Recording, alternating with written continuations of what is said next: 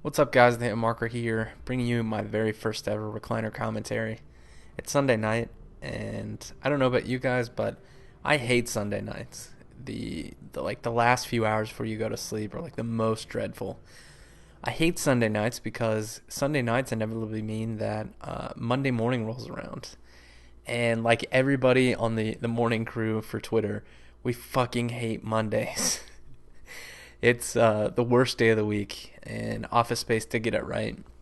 The We all have a case of the Mondays, I guess, but this is going to just be a little bit of rambling thoughts. I've thought about quite a few things this week, and I thought I'd share them.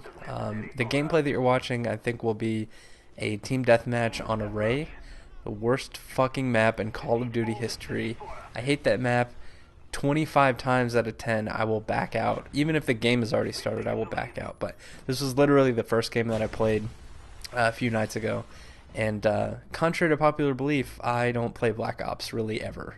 I think I've played twice in the last month and a half. Once was with subscribers, and once was the night that you're watching now. So the gameplay actually starts out pretty good. My accuracy is on point.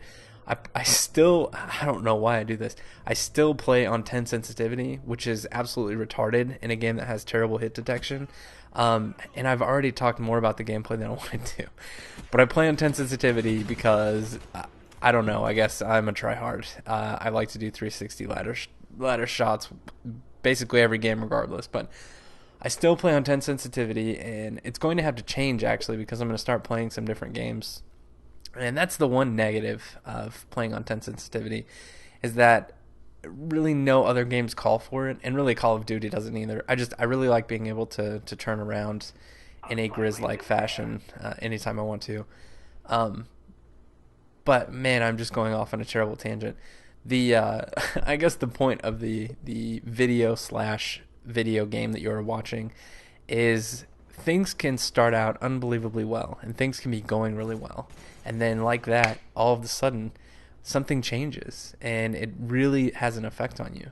And that's kind of I guess that's just kind of what I wanted to talk about, like how life can be a roller coaster, and how seemingly everything is going well in your daily life, in your personal life, in your work life, and in whatever life you decide to have or lead.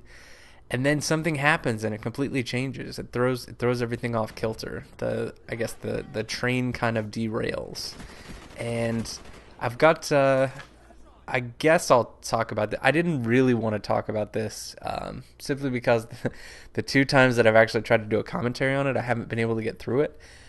But I think, being that this is a Sunday commentary from the recliner, I think it's just time.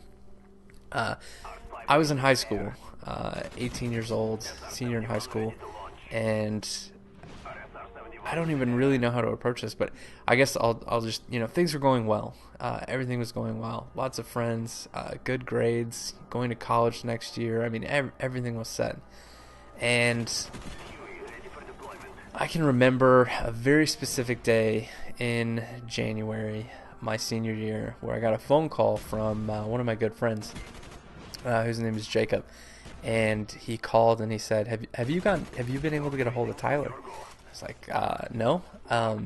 We were actually in the middle of planning a trip for spring break. We were gonna go skiing, and I guess he hadn't been able to get a hold of him, and so I said, "No, let me call him." The phone went to voicemail, so I looked at voicemail saying, "Hey, haven't heard from you. What's going on? Give me a call back." And I didn't really think anything of it. As the day went on, I got another phone call from Jacob, and this phone call was actually very different. It was a completely different tone. He said, "Did you hear?" And I was like, "Did I hear what? What are you talking about?" He said, "Tyler's dead." And I was I was in the middle of driving home, and I can remember everything about that day, and I still get goosebumps whenever I don't really think I've ever said this out loud very many times, but I still get goosebumps whenever I think about that whole scenario. But I can remember what time of day it was. It was 6:30 in the evening. I can remember what the weather was like. It was sunny, but still a little It was still a little cold because in Oklahoma the weather is really up and down. It can be 85 degrees in the morning and snow at night. But I can remember it was particularly clear, and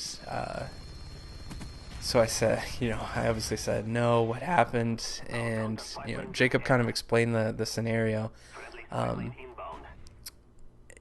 he was coming home. He and another one of our friends, Brett, were coming home from rehearsal for a talent show, for the senior talent show, and they were coming along a road that we pretty much everybody that went to Jinx traveled every day, and there's a part where you I guess the speed limit increases dramatically and then it decreases dramatically, both kind of in the same stretch of 2 miles.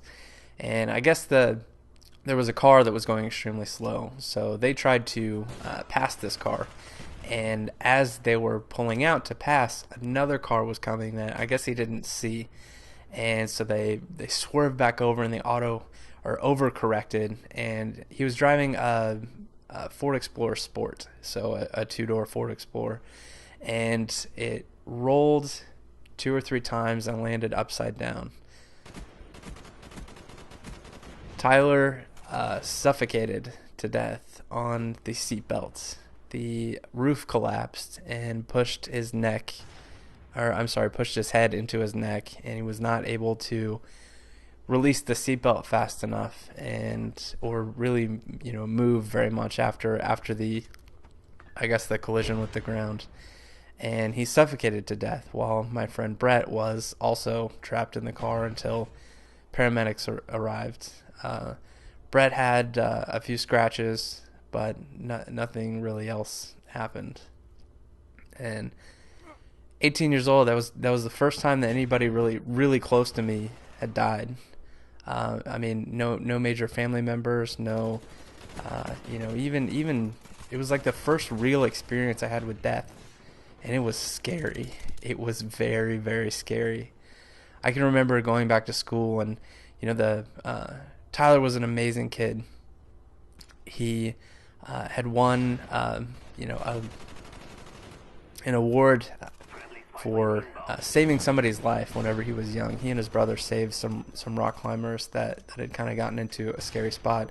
He was an Eagle Scout. He was a valedictorian. He was on his way to Stanford University, and he was just an amazing guy. And there was no reason for him to leave like that.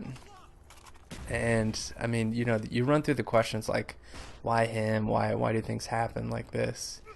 And honestly, I don't really want to get into that. I don't really have any answers. I know that it was an extremely terrifying situation, and you have to remind yourself of those things, and you have to kind of think through those things to bring things into perspective. And I hate to compare that to really any YouTube things, but you guys have to take this stuff not so fucking seriously. I think that the world would be a better place, and I know that this commentary isn't going to reach very many people, Subbox is going to be broken, blah blah blah, but if there's one thing that I guess that I could make sort of my message in doing this is to keep things in perspective. Tell the people that you love them. Don't take anything for granted, because in an instant things can be over, and there is no rage quit and restart in life. God, that's a fucking terrible analogy, but there isn't one. And I mean, I can remember being just in shock and numb that one of my good friends was we were no longer going to be able to hang out. We were no longer be able to eat lunch together. There was no more. It's a terrible situation, and one that really brings me back to I guess just cherishing everything, which is kind of weird to say, but I think that if I've learned anything as a result of Tyler's death, it would be that have fun. Don't don't take anything for granted, and I guess that's really all I have to say about that. So the, I guess, inaugural recliner commentary was not the most lighthearted, or not the most fun, but I think that it's important for me to be able to share things in my life with I guess an inanimate audience. I don't really consider you guys, like, I don't have a name for you. Like, you're not the movement or Nuggets or whatever the hell any other commentators call you. You're people, and it's just important to me to be able to share different sides of myself, so that that I'm not a douchebag. So thank you for listening. Don't like the video. If you don't like the video, please don't fucking favorite the video. And I'll be back with another video soon. Leave in the comments if you guys have ever had an experience that you'd like to share. I don't know. I think that all too often we get caught in our daily routines, and we don't really take time to sit down and think about and really talk through situations. And I think that it can help a lot of people. So if there's anything on your mind, leave it in the comments, and I'll be pretty active with this video. And like I said, take care, guys, and I'll be back with another video soon.